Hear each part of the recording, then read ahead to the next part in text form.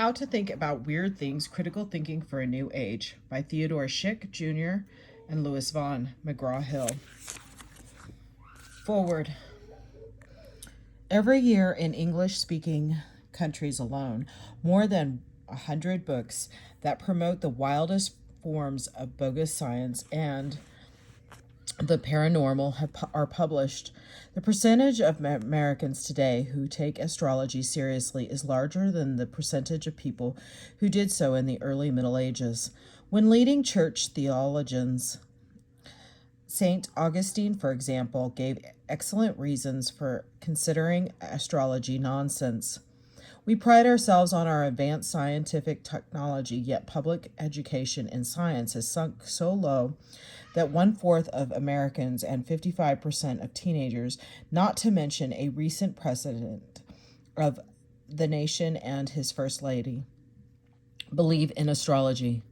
Now and then, a courageous publisher more concerned with enlightening the public than with profits will issue a book with that honestly assess pseudoscience and paranormal. Works of this sort, now in print, can be counted on your fingers. It is always an occasion for rejoicing when such a book appears, and there are several ways in which How to Think About Weird Things is superior to most books designed to teach readers how to tell good science from bad. First of all, this book covers an enormous range of bogus sciences and extraordinary claims that currently enjoy large followings in America. Second, unlike similar books, the authors heavily stress principles that help you critically evaluate outlandish claims and tell you why these principles are so important. Third, the book's discussion are readable, precise, and straightforward.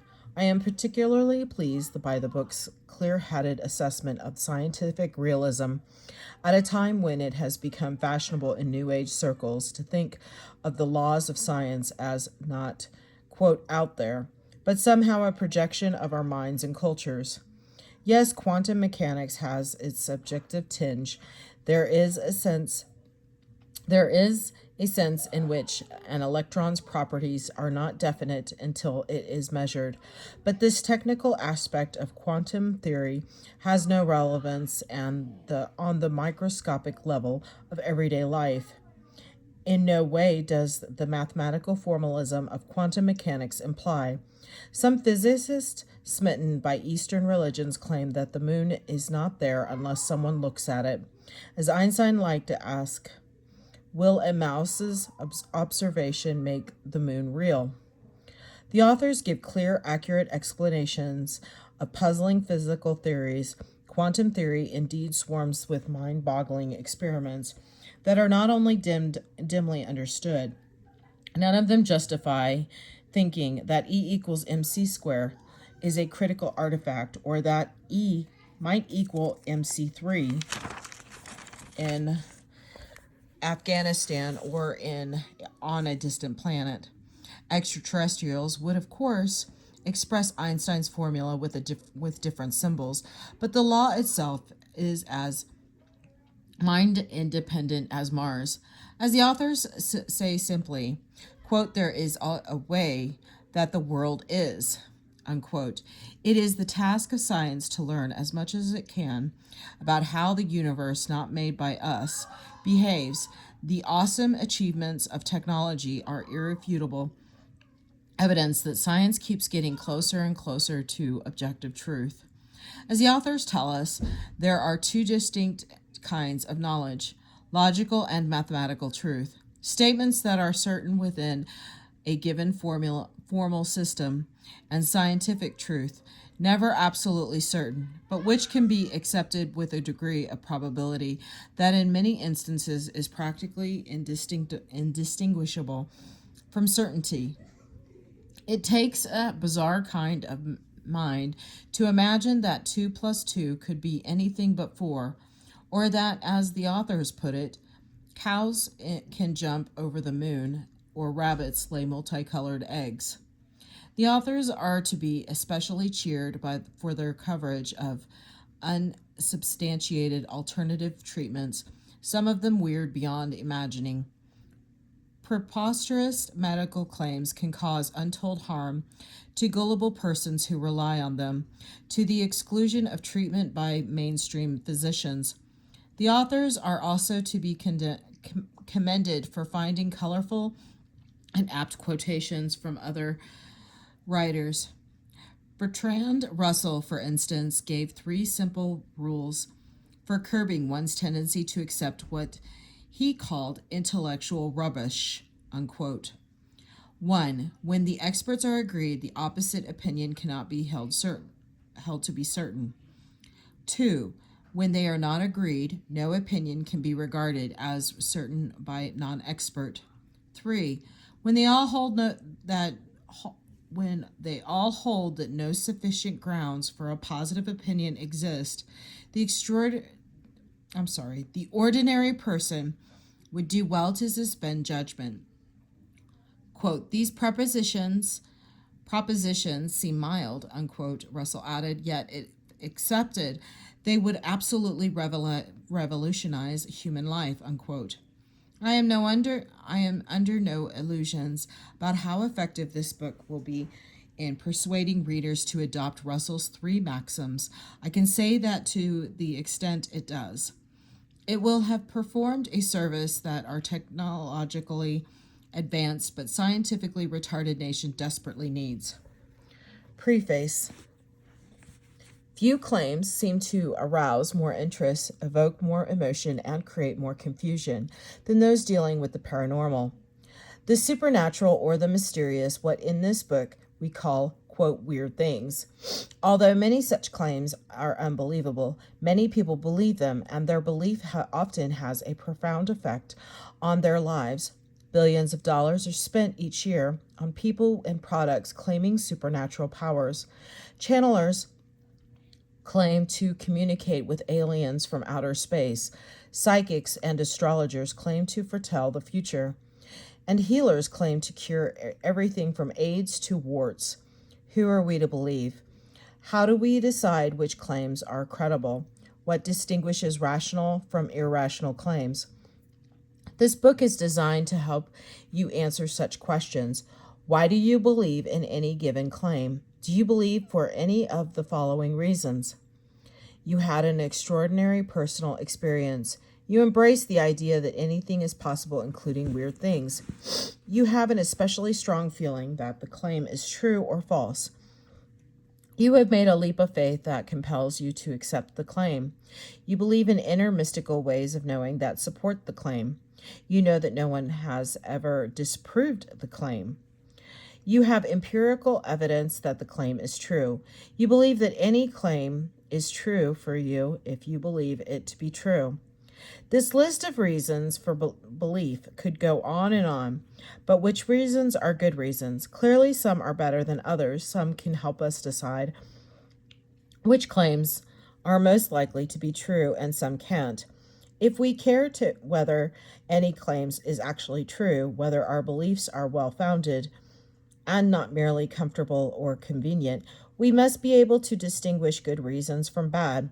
We understand how and when our beliefs are justified, how and when we can say that we know that something is true or believable.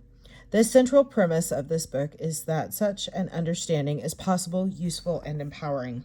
Being able to distinguish good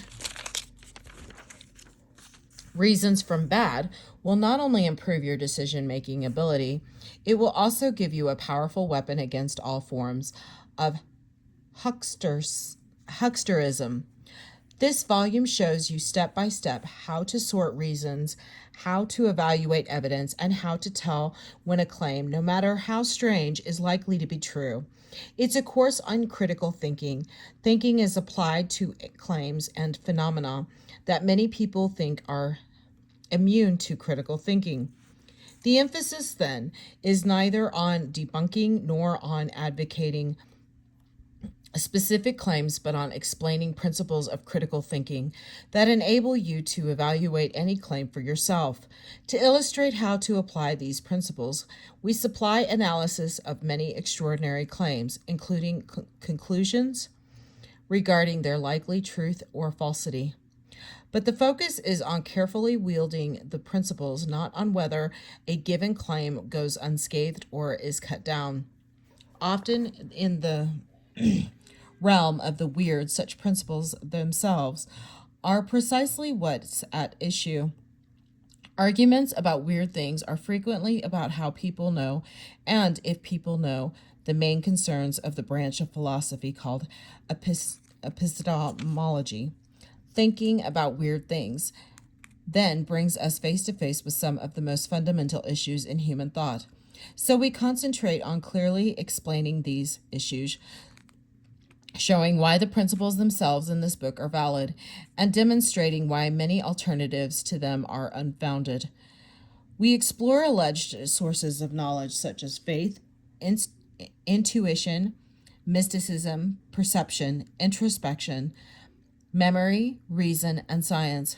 We ask, do any of these factors give us knowledge? Why or why not?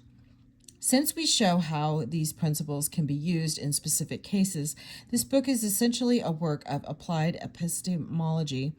Whether you're a believer or a non-believer in weird things, and whether you're or not, you're aware of it.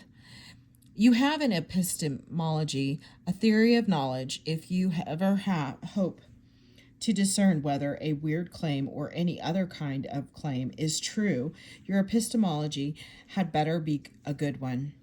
The principles discussed in this book can help you evaluate any claim, not just those dealing with weird phenomena. We believe that if you can successfully use the principles to assess the most bizarre, most unexpected claims, you're well prepared to tackle anything run-of-the-mill. New edition, new material. For the 8th edition, we have added new sections, new boxes, and new practice questions, revised or updated several existing sections, and included new discussions of topics that now draw a great deal of popular interest. These changes include new sections on evaluating sources of information, identifying fake news, and detecting cognitive errors. New boxes and on recognizing bias, the flat earth hypothesis, the Advanced Aviation Threat Identification Program, and Paranormal Monetary Awards. New practice questions to help students hone their critical thinking skills. Updated or revised material on near-death experiences, creationism, parapsychology, and psychic predictions. Important continuing features. This volume also includes the following: explanations of over 30 principles of knowledge,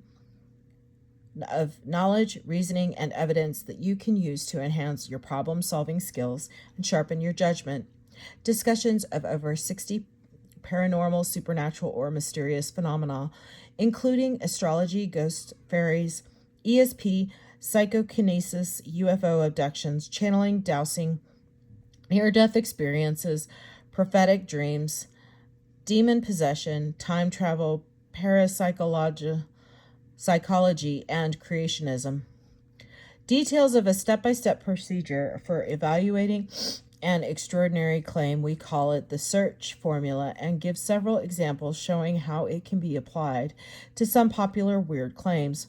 Numerous boxes offering details on various offbeat beliefs, assessments by both true believers and skeptics of extraordinary claims, and reports of relevant scientific research.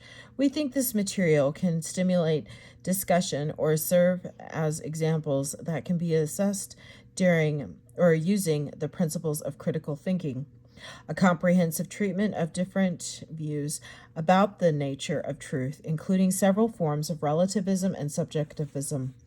A detailed discussion of characteristics, methodology, and limitations of science, illustrated with analysis of claims of parapsychology and creationism. This discussion includes a complete treatment of science's criteria of adequacy and how those criteria should be used to evaluate extraordinary claims. Acknowledgments. The authors shared equally in the work writing of this book, and thus share equally in responsibility for any of its shortcomings. But we are not alone in the project. We're grateful to Muhlenberg College for the research funds and library resources made available to us. The Muhlenberg scholars who participated in the course based on this book, and to many people who helped us by reviewing the manuscript for accuracy, giving expert advice, and offering insightful commentary. These are the people, and also